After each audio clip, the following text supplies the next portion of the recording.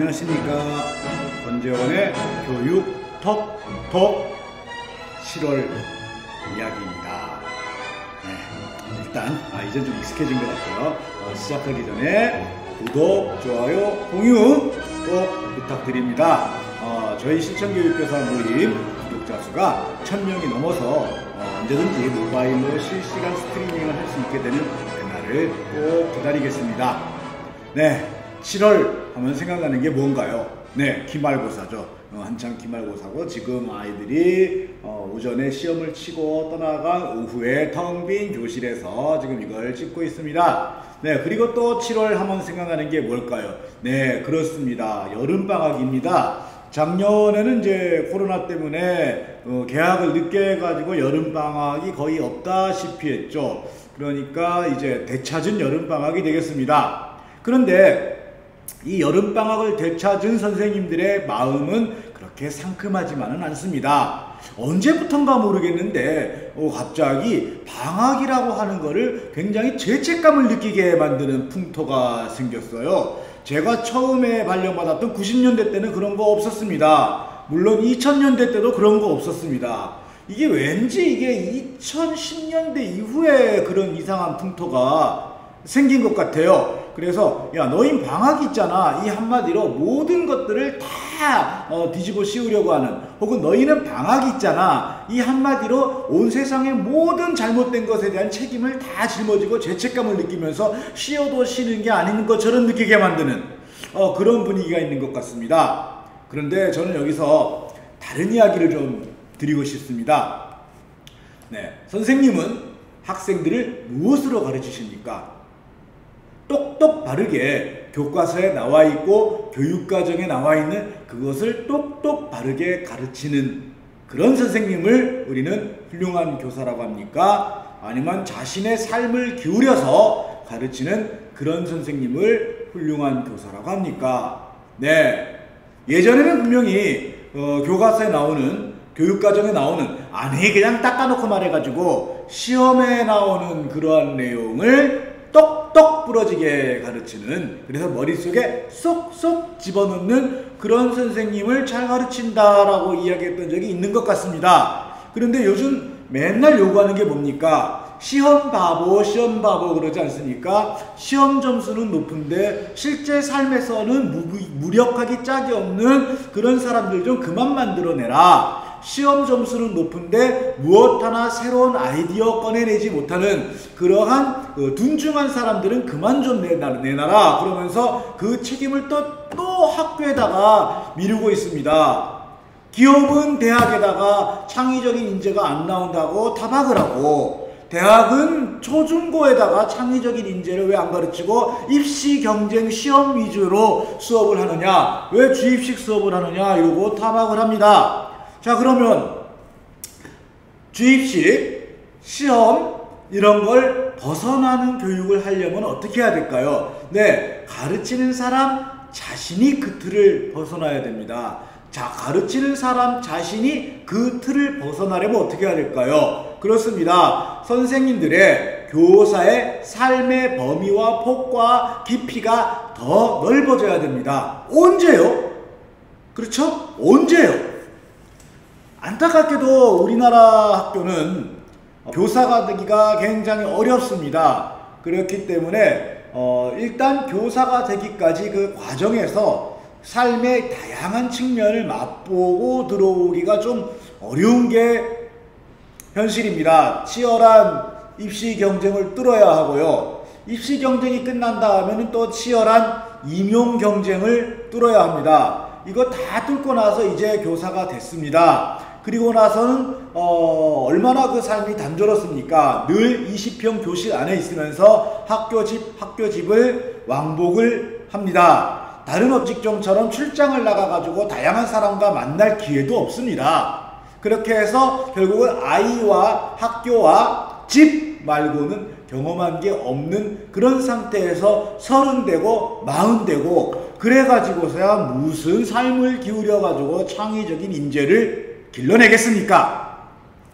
그렇기 때문에 바로 업무에서부터 좀 떨어져 나와 있는 그런 시간이 많이 필요한 겁니다. 사실 이거 학기 중에도 상당히 많이 필요합니다. 창의적이고 창조적인 수업을 하려면 어떻게 해야 될까요? 네, 수업을 했습니다. 뭔가 잘 안 됐습니다. 그럼 어떻게 해요? 이걸 고쳐야겠죠. 그래서 고쳐보고 왜 안 됐지? 다음은 어떻게 해야 되지? 이 자료 좋겠네. 뭐 이런 거 등등을 해야 됩니다. 이런 걸 하려면은 업무 시간에 적어도 30% 정도는 비어 있어야 됩니다. 이 비어 있는 시간에 바로 멍 때리는 시간에 창조에 싹이 트는 거죠. 그런데 실제로 우리나라 학교는 그렇게 움직이지 않습니다. 그래서 수업을 뺀 시간 중에 또 온갖 공문서 각종 서식을 채우는 시간을 빼고 나면은 남는 시간이 10%가 될까 말까 합니다. 점심시간에 실제로 실수가 없는 학교 현실을 감안하면은 그 10%는 있으나 마나한 시간입니다. 그냥 멍을 때리는 게 아니라 푹 퍼져 있다가 보면은 끝나는 시간이죠. 실제로 한국교육개발원에서 연구했던 그런 결과가 있습니다.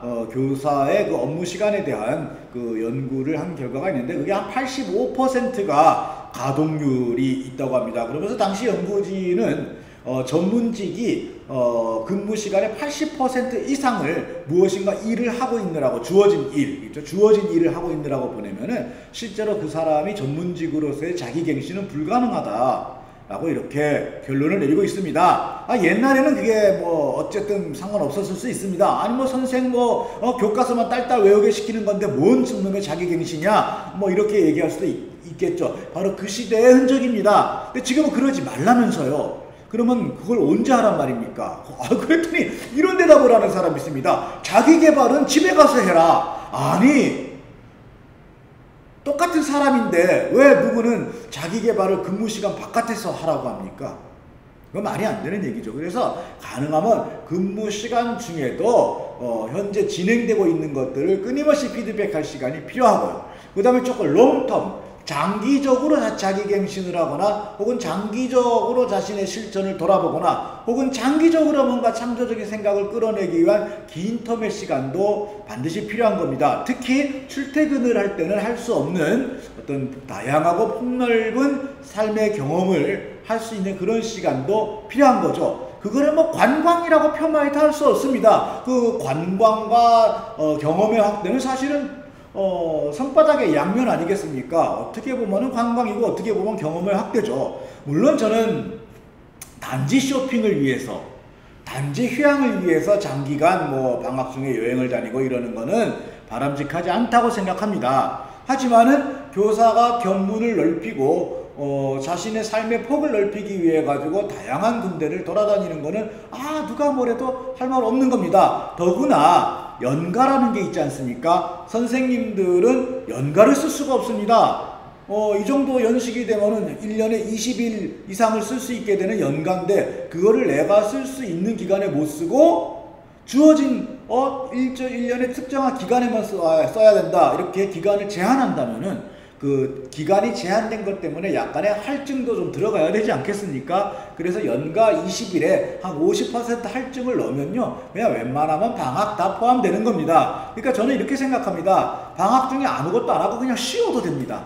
아무것도 쉬어도 학생에 미안할 이유 없습니다. 하물며 선생님들 방학 때 쉬지 못합니다. 교사라는 족속들이요 그 생겨 먹지를 그렇지가 않아요. 그래서 여행을 다니더라도 사진 찍습니다. 이거 수업 시간에 보여줘야겠네 이러는 겁니다. 관광지라는 게 결국 뭐겠습니까? 왜 그곳이 관광지가 되었겠습니까? 자연현상으로나 문화현상으로나 무언가 가치가 있으니까 관광지가 됐겠죠. 그러니까 관광지를 다닌다는 거 역시 굉장히 중요한 탐사를 하는 거나 다름없는 겁니다. 그래서 요약하면 이렇습니다. 방학 즐기십시오. 아무것도 안 하고 쉬기만 해도 사실은 그거는 정당한 연가를 쓰는 겁니다. 방학 즐기십시오. 아무것도 안 하는 게 아니라 여행을 다닌다면은 이거는 굉장히 중요한 일을 하고 있는 겁니다. 절대로 방학에 대해서 세상에 미안해하지 마십시오. 그리고 되물어 봅시다. 학부모님들에게 어떤 선생님에게 아이를 맡기고 싶으십니까? 학교집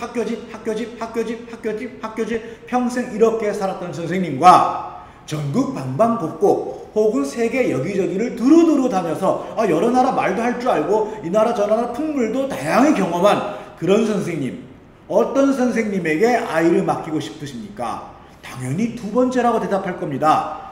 그때 대답은 두 번째라고 하면서 방학야, 방학 니네 방학 이렇게 이야기한다면 이거는 모순된 반응 아니겠습니까? 우리 한 가지만 합시다. 교과서만 가르치는 선생님을 원하느냐? 견문이 넓은 선생님을 원하느냐?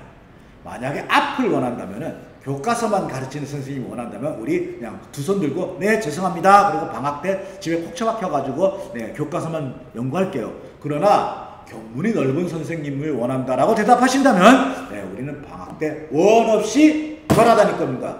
누구에게도 미안하지 않습니다. 선생님들도 미안해하지 마세요. 자, 방학이다. 권재원의 교육톡톡 7월 말씀이었습니다. 고맙습니다.